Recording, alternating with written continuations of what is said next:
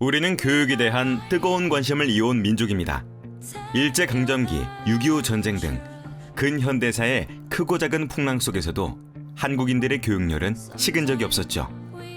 그러면 지금부터 대한민국 역사박물관에 소장된 유물과 구술 영상 자료를 통해 우리의 배움에 대한 열정을 살펴보도록 하겠습니다.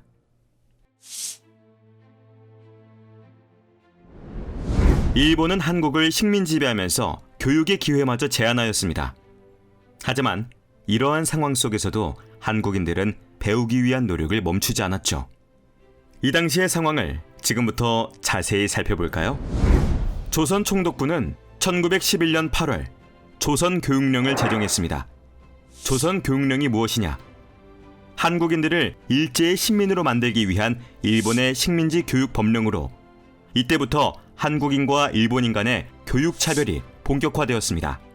또한 한국인들에게 일본의 정신과 문화를 가르치는 동시에 보통교육, 실업교육 등 기초적인 교육에만 치중하려는 의도를 가진 법령이었습니다. 당시 부산의 초등교육기관인 심상소학교의 학생이었던 송백진 선생님의 인터뷰를 잠시 한번 보겠습니다. 과목에 있는 거는 이제 국어, 산수, 수학이라고 그랬는지 산수는 이제 그거 하고 그 두 가지 기타 안 가르쳤어요. 그거 이제 도화, 도화가 가르치는데 일본어만 가르치고 그리고 창가, 노래, 일본어 노래는 그 창가라고 그랬어요.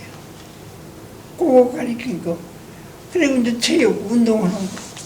조선어는 이제 공부를 뭐 없어진 거지. 국어 없어. 일본 식민이니까. 그렇습니다. 당시 한국인들에게는 식민지노로서 필요한 교육만 허락되었던 것이죠. 그러나 우리 한국인들은 이를 가만히 지켜만 보고 있지 않았습니다. 오늘날 조선인이 생존을 유지하며 문화의 창조와 향상을 기도하려면 대학의 설립이 아니고는 다른 방도가 없도다.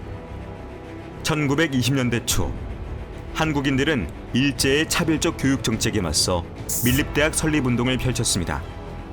밀립대학 설립에 대한 선정과 모금운동을 진행하였고 강연회를 열어 밀립대학 설립 취지를 알리기도 했죠. 하지만 조선 총독부는 이를 저지하기 위해 밀립대학 설립운동 관련 인사들을 탄압하였습니다. 결국 우리 손으로 대학을 설립하려는 노력은 실패로 돌아갔지만 한국인들의 고등교육 기회를 막으려는 일제에 맞서 우리 스스로 역량을 기르기 위한 의지를 분명히 보여준 운동이었습니다.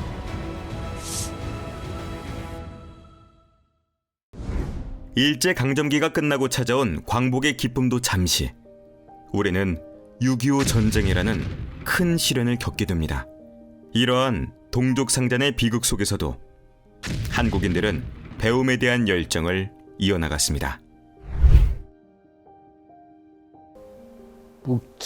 북청농업학교 제가 36회 입학생입니다. 그러니까 1944년에 36회 입학생이니까 이북에서는 5점이 A학점이고 4점은 B이고 그 다음에 3점은 C입니다. 그런데 이제 B가 하나 있고 4점이 하나 있고 전부 이제 A를 맡았습니다.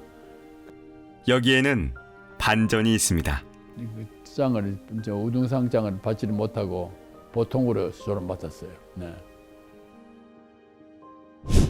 그렇습니다. 이 정도로 뛰어난 성적이면 당연히 학교에서 가장 뛰어난 학생이었을 줄 알았는데 우등상장조차 받지 못하고 졸업했다니 올 A를 받은 학생들이 그만큼 많았다는 뜻이겠죠? 이 인터뷰의 주인공이신 손동원 선생님께서는 북한에서 중등교육기관인 북청농업전문학교를 졸업하고 평양의 한 연구소에 부임하셨습니다. 하지만 바로 다음 해 6.25 전쟁이 발발했습니다. 손 선생님께서는 1950년 말 흥남철수 당시 월남하셨다고 합니다. 여러분들은 만약 피난을 가야 한다면 무엇을 챙기실 건가요? 아마 음식이나 돈처럼 당장 생존에 필요한 것들이 떠오를 겁니다. 그런데 손동원 선생님께서 피난길에 챙기신 것은 바로 북청농업전문학교의 성적표와 졸업증서였습니다. 이 난리통에 성적표와 졸업증서가 웬 말이냐 하시겠지만 그렇습니다. 이는 남한에서의 새로운 삶을 위해 꼭 필요한 배움의 증표였던 것입니다. 또한 월간 수험생은 대학 입시를 준비하는 수험생을 위해 발간하던 교육 잡지인데 6.25 전쟁 기간에도 꾸준히 발간되었다고 합니다. 와우! 전쟁의 혼란 속에서도 뜨거웠던 우리의 학구열. 놀랍다. 놀라워. 6.25 전쟁 이후 의무 교육이 본격적으로 실시되면서 초등학교 졸업생 수가 크게 증가하였습니다. 이와 함께 1960년대부터는 중등교육의 수요도 확대되었는데 당시에 중학교에 입학하기 위해서는 시험을 쳐야 했습니다. 그래서 중학 입시 완성 해답과 같은 입시 대비 수험서들이 나오기 시작했죠. 1970년대부터는 경제 발전과 함께 교육에 대한 사회적 관심이 더욱 높아지면서 대학교와 전문 대학의 수가 늘어났습니다. 하지만 대학 진학이 쉬워지기는커녕 중고등학생의 수가 더 빠른 속도로 늘어나면서 대학 진학의 문은 더욱 좁아졌죠. 이렇게 대학 입시 경쟁이 과열되는 가운데 사교육이 성행하게 되었습니다. 무려 반세기 이전의 일인데 마치 요즘 이야기인 것 같죠?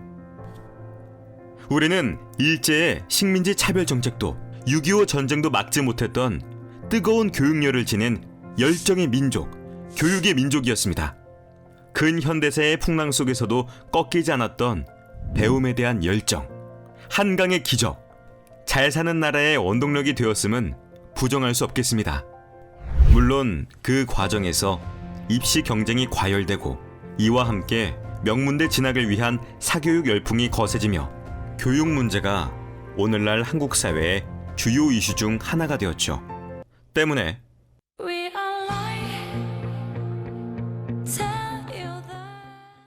이 노래가 나오면 왠지 등골이 서늘해지긴 합니다만 땅도 넓지 않고 자원도 부족한 대한민국을 발전시키고 이끌었던 건 역시 사람 그리고 교육이었습니다. 뜨거운 교육열은 오늘날에도 이어지고 있고 앞으로도 계속해서 우리 사회의 원동력이 될 것입니다. 대한민국 역사박물관에서는 근현대사 속 교육의 발자취를 보여주는 유물들 뿐만이 아니라 그 당시를 직접 경험한 사람들의 생생한 증언도 함께 확인할 수 있는데요. 꼭 한번 방문하셔서 그때 그 시절의 교육을 알아가 보시기를 바랍니다.